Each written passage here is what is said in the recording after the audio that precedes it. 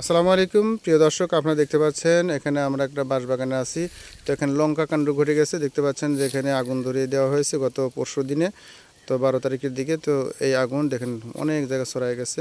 তো এখানে যার জমিতে আগুন লেগেছে এখানে আব্দুর রাজ্জাক ভাই আছে। ভাই, আপনি কি মনে করতেছেন যে আগুনটা কি পরিকল্পিতভাবে দেওয়া, নাকি এমনি কারো বিড়ির মুতারুতা পড়ছে বা বিড়ি খাওয়ার সময় আগুন পড়ছে? ধরা দাও ধরাতে আপনি কিভাবে বুঝতে পারতেছেন? আমার ধরা না দিলে এত টাকা পড়ে যায় বলুন না। বিশাল জায়গা, তাই না?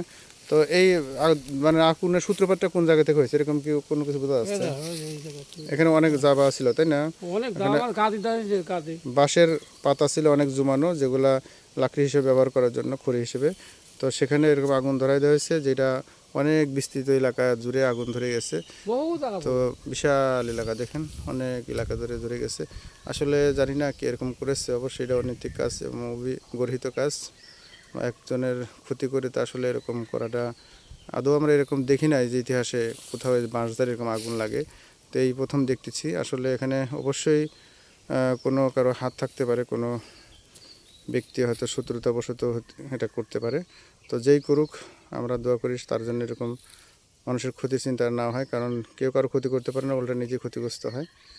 তো আমাদের আব্দুর রাজ্জাক ভাই খুবই ক্ষতিগ্রস্ত হয়েছে এখানে তার পুড়ে যাওয়াতে।